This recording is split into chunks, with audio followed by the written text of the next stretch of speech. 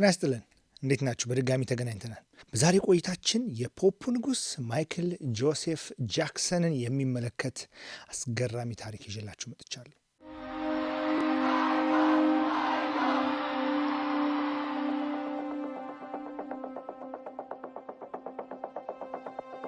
This is it.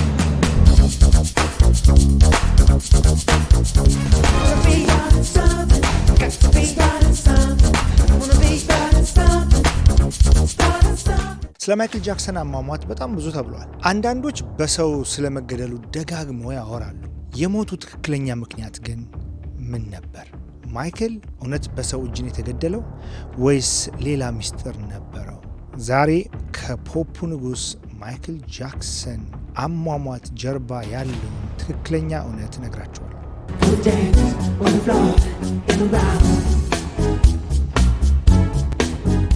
ብዙዎቻችሁ ማይክል ጃክሰንን ታውቁታላችሁ። የትኛውም ትውልድ ያለ አሁን ድረስ የገነነ ስም ያለው የፖፕ አርቲስት ስለሆነ የትኛውም ትውልድ ማይክል ጃክሰንን ያውቀዋል። ምን ሆነ ማይክል? ማን የገደለው ማይክል? ወይስ ምንድን የገጠመው ማይክል ጃክሰን? ሁሉም ነገር የሚጀምረው ከዚህ ከዶክተር ኮንራድ ሙሬ ከሚባል ሰው ነው። ግለሰቡ ቬጋስ ውስጥ የሚኖር የ56 ዓመት ጎልማሳ ዶክተር ነው። ሙሬይ ባለትዳርና የልጆችም አባት ነው። ብዙዎች ግን ባህሪው የባለትዳር አይደለም ይላሉ። አሜሪካን ሀገር በሕክምና የሚገኘው ገንዘብ ብዙ ነው። የሕክምና ዶክትሬት ካለ የምታገኘው ገንዘብ ብዙ ነው። ወጪውም የዛን ያህል ብዙ ነው። ኑሯቸው፣ ስታይላቸው ከፍ ያለ ስለሆነ በሚያገኙት ልክ ወጪም አላቸው። ዶክተር ሙሬይ በሕክምና የሚያገኘውን ክፍያ ቤተሰቡ ላይ ከማዋል ይልቅ ቬጋስን በሞሉት የመዝናኛ ቦታዎች ማጥፋትን የሚወድ አይነት ሰው። የተለያዩ ክለቦች፣ ቁማር ቤቶች እንዲሁም የራቁት ዳንስ ቤቶች ጭምር ሳይቀር መሄድን የሚያዘወትር የሚወድ ሱስ ውስጥ የገባ ሰው ነበር።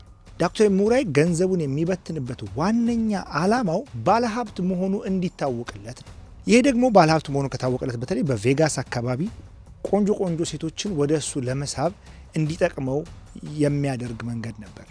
በወቅቱ ምንም እንኳን እድሜው ያረጀ ቢሆንም የሚሰራው ድራማ ግን ጠቅሞት በሱ በእድሜ በግማሽ ከሚያንሱ ሴቶች ጋር ሳይቀር በሚስቱ ላይ ይወሰልት ነበር። የሚያደርጋቸው ይሄ ገንዘብን አውጥቶ መታየት፣ ትላልቅ መጠጦችን ማስወረድ፣ ቁማር ላይ ትልቅ ገንዘብን ማድረግ አቴንሽን ይስባል። በተለይ ደግሞ ላስ ቬጋስ ላይ። ይህ አኗኗሩ ግን ዘላለማዊ አልነበረም። ሰውየው የሚያገኘው ገንዘብና የሚያጠፋው ባለመመጣጠኑ ከፍተኛ ዕዳ ውስጥ ገብቶ ነበር። ይባስ ብሎ በቅሌት ዘመኑ ከጀመራቸው ብዙና አጫጭር ግንኙነቶች ብዙ ልጆችን አፍርቷል። ዶክተር ሙሬይ ከ6 ሴቶች 7 ልጆችን ወልዷል ከትዳሩ ውጭ።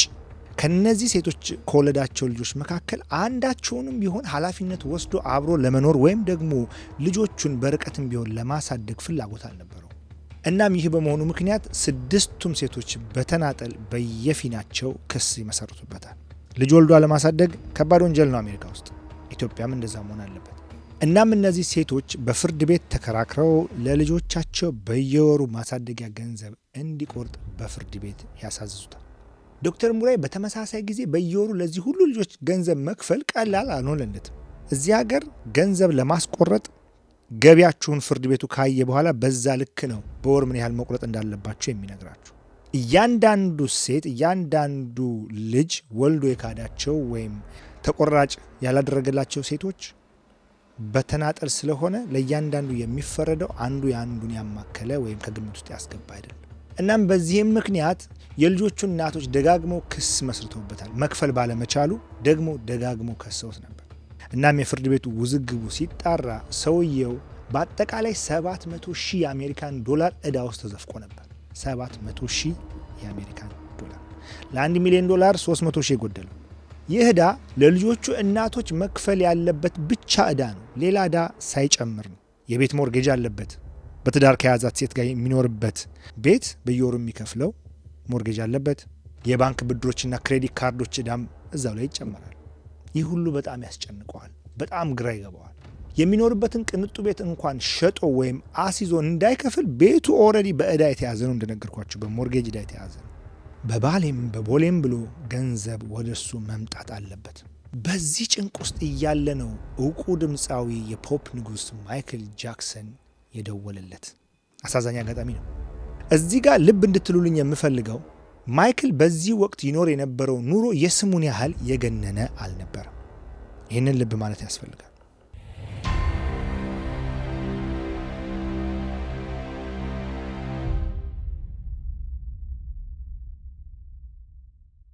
በ2009 ላይ ማይክል ዕድሜው 50 ደርሷል።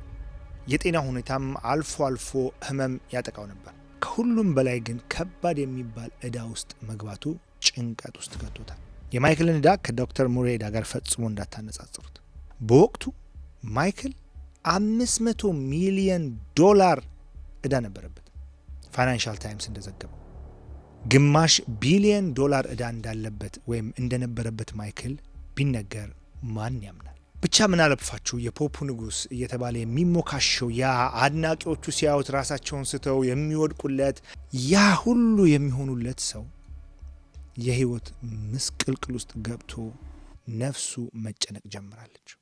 ከዚህ ዕዳ ውስጥ ለመላቀቅና ነገውን የተሻለ ለማድረግ ማይክል በለንደንና ሌሎች የአሜሪካ ግዛቶች ተዘዋውሮ የመድረክ ስራ ለማቅረብ ይወስናል። ከዛ በፊት ግን አንድ በጣም ጠቃሚ ነገር ልንገራችሁ። ማይክልን እንደዚህ ያለ የአንድ መለስተኛ አገር አመታዊ በጀትን የሚሸፍን ዕዳ ውስጥ ምን አስገባው? ምን ቢያደርግ ነው እንደዚህ አይነት ዕዳ ውስጥ ማይክል ሊገባ ይቻላል? አጠር አድርጌ ልንገራችሁ። ለዕዳው አስተዋጽኦ ያደረጉ ዋና ዋና ምክንያቶች እነዚህ ናቸው።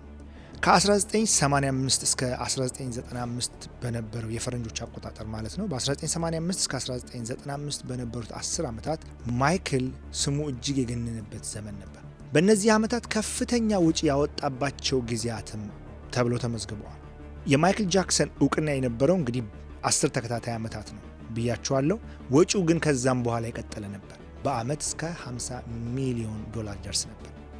ከነዚህ ወጪዎች መካከል ዋና ዋናዎቹን ነካ ለማድረግ ብንሞክር የውድ ስዕል ግዢዎች፣ የጥበብ ስራዎች፣ ጥንታዊ የቤት ዕቃዎች፣ ጌጣጌጦች፣ መኪኖች እንዲሁም ጉዞዎችና ስጦታዎችን ያጠቃልላል። ማይክል ኔቨርላንድ ራንች የሚባል ቦታ አለው። የዛ ጥገና አንዱ ወጪ ነበር። ይህ ቦታ የመዝናኛ መናፈሻና መካነ አራዊት ያለው 2700 ኤከር ቦታን የሚሸፍር ነው። ይህ ትልቅ ፋይናንሻል ፍሳሽን የሚጠይቅ ነበር። ለመንከባከብም በአመት እስከ $10 ሚሊዮን ያወጣ ነበር። 2700 ኤከር ምንድነው ለምትሉ በካሬ ስሩት። ሌላው የማይክል ዕዳ ውስጥ መዘፈቅ ችግር የነበረው ከፍተኛ ወለድ ያላቸውን ብድሮች መውሰዱ ነው። ማይክል በሶኒ ወይም ኤቲቪ ሙዚቃ ህትመት ካታሎግ ውስጥ ያለውን 50% ወይም 50% የአክሲዮን ድርሻ ይሄ ቢትልስ ዘፈኖች መብት የያዘውን ቢትልስ ዘፈንን ጄንዚ ላታውቁት ትችላላችሁ። ጉግል ነፃ ነው፣ ቼክ ማድረግ ይቻላል። ከአሜሪካ ባንክ የሱን ድርሻ 50% እዛ ውስጥ ያለውን 50% ድርሻ እንደ ማስያዣ በመጠቀም ከባንክ ኦፍ አሜሪካ $270 ሚሊዮን ብድር እንደወሰደ ይነገራል። $270 ሚሊዮን። ይህንን ገንዘብና በተጨማሪም $120 ሚሊዮን ዕዳ ውስጥ በጥቂት ዓመታት ውስጥ ተዘፍቋል። በዕዳው ላይ ያለው የወለድ መጠን ከፍተኛ ነበር። አንዳንዶቹ የወለድ መጠኖች እስከ 17% የሚደርሱ ነበሩ። ይህም አጠቃላይ ያለበትን ዕዳ ለወለድ መክፈል ያለበትን ገንዘብ ብቻ እስከ $30 ሚሊዮን እንዲደርስ አድርጎታል። ዋናውን ዕዳውን ሳይከፍል ወለዱ ብቻ $30 ሚሊዮን ነበር በአመት። በብር ስንት ይሆናል? በብላክ ወይስ በባንክ አላቅም፣ ግን በጣም ብዙ ገንዘብ። ሌላውና አሳዛኙ ትልቁ የማይክል የገንዘብ ቀውስ የሚመጣው የህግ ጉዳዮች ፍርድ ቤት ጋር ከነበረው ክርክር ጋር የተያያዘ ነው። ማይክል እንደ አውሮፓውያን አቆጣጠር በ2005 ዓ.ም የህፃናት አስገድዶ መድፈር ሙከራ ከፍተኛ የሆኑ ጉዳዮችን ጨምሮ በብዙ ክሶች ውስጥ ተሳትፏል። ይህም ከፍተኛ የሆነ የህግ ክፍያዎችን የሚጠይቅ የጠበቃ ክፍያ፣ ከዛ ደግሞ ከቤተሰቦቹ ጋር ክሱን እንዲያቋርጡ ሴትልመንት የምንለው አይነት ክፍያዎችን ለተበዳይ ቤተሰቦች በመክፈሉ ምክንያት ከፍተኛ ገንዘብን እንዲያወጣ አድርጎታል። እናም ይህም ፋይናንሱን በከፍተኛ ሁኔታ አሟጦበት ነበር። ሌላው የገንዘብ ፍሰት ጉዳዮች ናቸው። አንድ የፎረንሲክ አካውንታንት እንደ አውሮፓውያን አቆጣጠር በ2013 ዓ.ም በሰጠው ምስክርነት ማይክል ጃክሰን ከሚያገኘው ከ20 ሚሊዮን እስከ $30 ሚሊዮን በአመት ተጨማሪ ገንዘብ በማውጣቱ ቀጣይነት ያለው የገንዘብ ቀውስ ውስጥ እንደመጣ መስክሯል። ያ ማለት ማይክል ከሚያስገባው ገቢ የሚያወጣው ከ20 እስከ 30 ሚሊዮን ዶላር ይበልጥ ነበር። አንድ ሰው ምን ቢያደርግ ነው ያህል ገንዘብ የሚያወጣው? እናም እንደ አውሮፓውያን አቆጣጠር በ2009 በሞተበት ጊዜ ከ65 በላይ አበዳሪዎች ዕዳ ነበረበት ማይክል። በለንደን ሊያደርገው ያቀደው ዲስ ኢዝ ኢት የሚለው ኮንሰርት የመመለሻ ኮንሰርት ፋይናንሱን ለማጽዳትና ዕዳውን ለመክፈል እንዲሁም ደግሞ ወደ መድረክ ለመመለስ ለመርዳት ታስቦ ነበር። እናም ማይክል ወደ ሞተበት ጊዜ ልመልሳችሁና ኮንሰርቶቹ የተዋጣላቸው እንዲሆኑና ብዙ ረብጣ ገንዘቦች እንደሚያመጡ ማንም አልተጠራጠረም ነበር። ምክንያቱም ሰውየው ማይክል ጃክሰን ነው። አድናቂዎቹም ከ10 ዓመት በላይ ከመድረክ ጠፍቶ የነበረው የፖፕ ንጉሥ ሊመለስ ነው ሲባል ያልተደሰተ አልነበረም። አስታውሳለሁ ያ ኮንሰርት ማስታወቂያው በየቦታው ሲሰራ። የኮንሰርቶቹ መግቢያ ቲኬቶች በደቂቃዎች ውስጥ ነበር ተሽጦ ያለቁት። ከዚህ በኋላ ኮንሰርቱን የሚያቀርቡበት የሙዚቃ ባለሙያዎች ከማይክል ጋር ልምምዳቸውን ማድረግ ይጀምራሉ። ማይክል ምንም እንኳን እስከዚህ ቀደሙ ፈጣንና ቀልጣፋ ባይሆንም አድናቂዎቹን ላለማስከፋት ረጅም ሰዓታት የወሰዱ ልምምዶችን ያደርግ ነበር። አስተውሉ፣ ማይክል ዕድሜው 50 ደርሷል። የእሱ ዳንሶችና እንቅስቃሴዎች ለ50 ዓመት ሰው ትንሽ አስቸጋሪ የሚባሉ አይነት ናቸው። እናም ይሄ ተከታታይ ልምምድ መስራቱ ለጤናው ጥሩ አልነበረም። ልምምዱና ጭንቀቱ ተደማምሮ እንቅልፍ ማጣትን ያስከትልበታል። ለዚህ ችግሩ መፍትሄ ያደረገው ለእንቅልፍ ተብለው የሚወሰዱ ኦቨር ዘ ካውንተር የሚሆኑ አንዳንድ ስሞል ፕሪስክሪፕሽን መድኃኒቶችን ደጋግሞ መውሰድን እንደ መፍትሄ ወስዶት ነበር። ችግሩ መድኃኒቶቹ የማይክልን ሰውነት ለምደው መስራት ማቆማቸው። ምንም ያህል መድኃኒት ቢወስድ ማይክል እንቅልፍ ሊወስደው አልቻለም። ታዲያ ማይክል ከቀኑ ረጅም የሙዚቃና የዳንስ ልምምድ ጋር እንቅልፍ ማጣቱ ሊያሳብደው ደረሰ። ይሄኔ ነው ማይክል ዶክተር ሙራይ ጋር ደውሎ መፍትሄ እንዲሰጠው የጠየቀው። ማይክል የእንቅልፍ መድኃኒቶቹ በሙሉ ስላልሰሩልኝ ፕሮፖፎል የተባለውን የማደንዘዣ መድኃኒት አምጣልኝ ይለዋል።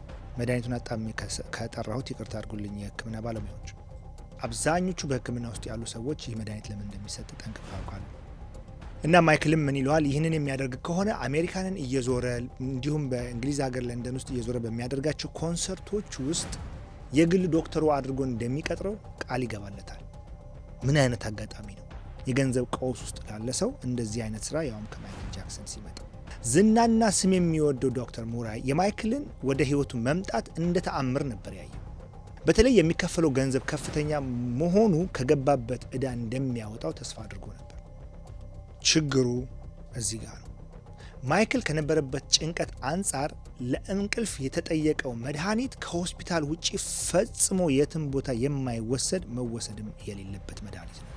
ሆስፒታሉም ቢሆን ሰርጂኖች ቀዶ ጥገና ሲያከናውኑ ሰዎችን ለማስተኛት የሚሰጡት ሙሉ ማደንዘዣ ነው።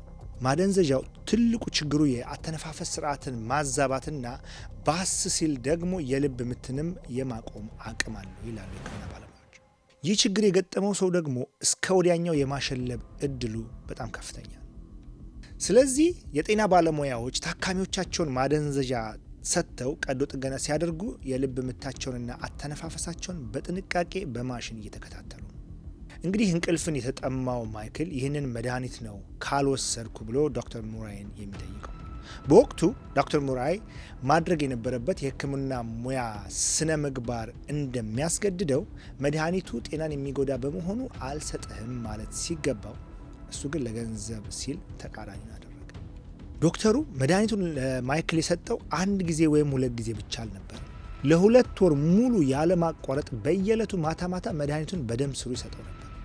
የሚያስገርመው ነገር ዶክተር ሙራይ ማይክል ድንገት እንኳን ያተነፋፈሱ ቢቀየር ወይም የልብ ምቱ ቢቋረጥ የሚቆጣጠርበት አንድም ሞኒተር ወይም መከታተያ ማሽን አለማዘጋጀቱ ነው። ይገርም። እንደ ማንኛውም ቀለል ያለ መድኃኒት በደም ስሩ ሰጥቶት ካጠገቡ ይጠፋል። ዶክተር ሙራይ መጠጥ ቤት የመሽከርከር ሱሱ በዚህም ጊዜ እንኳን አልለቀቀውም ነበር ማይክልን በሚያክምበት ጊዜ። እንደውም የማይክል የግል ዶክተር ነኝ በማለት በየቦታው የሄደ ጉራውን ይነዛ ነበር።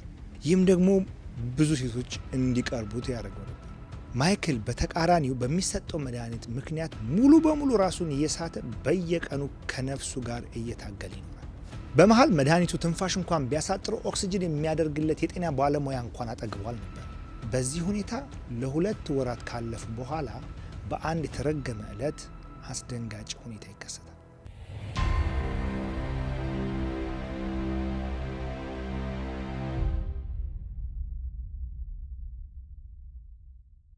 በዕለቱ ዶክተር ሙራይ አሉ የተባሉ ጭንቀትን የሚያስወግዱና እንቅልፍን የሚያመጡ መድኃኒቶችን ለማይክል ይሰጠዋል። ይሄ ኮክቴል ኦፍ ሜዲሲን ነው የሚሉት፣ ቀላቅሎ ማለት ነው ከሚያስተኛው መድኃኒት በተጨማሪ። መድኃኒቶቹ ግን ሊሰሩ አልቻሉ። በዚህም ምክንያት ማይክል በጭንቀት ሌሊቱን ሙሉ እንቅልፍ አጥቶ ያድራል። ከነጋ በኋላ ይህንን ጭንቀቱን እንዲያስወግድለት እንቅልፉንም እንዲተኛና እንዲረጋጋ እንደተለመደው ዶክተር ሙራይን የለመደውን የፕሮፖፎል መድኃኒት እንዲሰጠው ይጠይቀዋል። ዶክተሩ እንደተለመደው እምቢ አላለም። በማይክል ደም ስር መድኃኒቱን ያስገባበታል። ከጥቂት ሰኮንዶች በኋላ የምድራችን እውቁ ሰው አልጋው ላይ እንዳለ ራሱን ይስታል። ቅድም እንደነገርኳችሁ መድኃኒቱ ከተሰጠ በኋላ ታካሚው ላይ ጥብቅ የሆነ የነርሲንግ ክትትል ያስፈልግ ነበር። ዶክተር ሙራይ ግን ይህንን አላደረገም። ማይክልን በተኛበት ክፍል ብቻውን ጥሎት ወጣ። ለሰዓታትም ቁጭ ብሎ ኢሜሎቹን ሲመልስ፣ ስልክ ሲያወራ፣ የማይረቡ ነገሮችን ሲያደርግ ይቆያል። ጉዳዩን ጨርሶ ሲመለስ ግን ማይክል ትንፋሽ አልነበረው። ይህ ለዶክተር ሙራይ በጣም አስደንጋጭ ነገር ነበር። ምክንያቱም ማይክል ሕይወቱ ቢያልፍ ምክንያቱ እሱ እንደሆነ በቀላሉ ይታወቃል።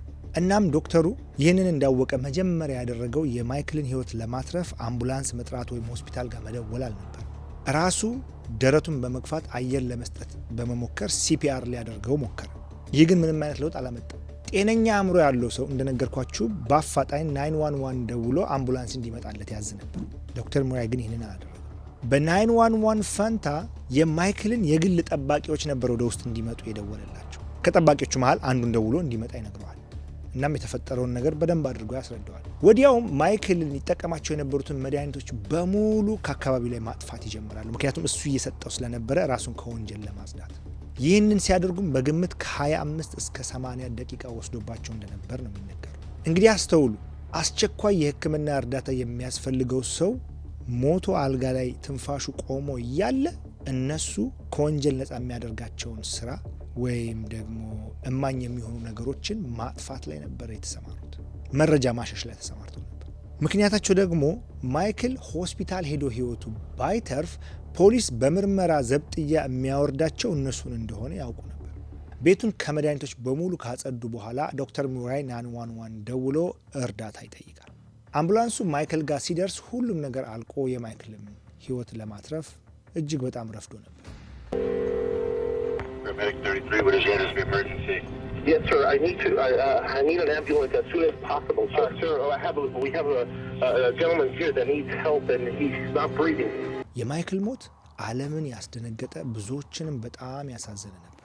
በሚሊዮኖች የሚቆጠሩ ሰዎች በ2009 እንደ አውሮፓውያን አቆጣጠር የማይክልን የሞት ምክንያት ለማወቅ ጎግል፣ ትዊተር እና ዊኪፒዲያ ላይ በተመሳሳይ ሰዓት ስሙን እየጻፉ ለማወቅ ጠይቀዋል። ይህ በመሆኑ ምክንያት ቴክኖሎጂ ላይ የሚሰሩትን እንደ ጎግል ያሉ ተቋማትን በኢንተርኔት ትራፊክ እጅግ ያጨናነቀ ነበር። አንዳንድ ሳይቶች ከመጨናነቃቸው የተነሳ ለተወሰነ ሰዓት መቆራረጥና አገልግሎት መስጠት አቅቷቸው ሁላ ነበር። የዚህን ያህል ነበር የማይክል ሞት ብዙዎችን ያስደነገጠው። በተለይ ጎግል ላይ በተመሳሳይ ሰዓት በሚሊዮኖች የሚቆጠሩ ሰዎች የማይክልን ስም ጽፈው ጎግልን ሰርች ስላደረጉ የጎግል የሳይበር ሰራተኞች የሳይበር ጥቃት የደረሰባቸው መስሏቸውላ ነበር። ወደ ማይክል ጉዳይ ስመልሳችሁ ምንም እንኳን ዶክተር ሙራይ ማስረጃዎችን ለማጥፋት ቢሞክርም መርማሪዎች የማይክል አስክሬን ላይ ባደረጉት ምርመራ እውነታው ላይ ለመድረስ ችለዋል። እንደ ቀልድ የተሰጡት መድኃኒቶች አደገኛና ሕይወትን የሚቀጥፉ መሆናቸው ተረጋግጧል።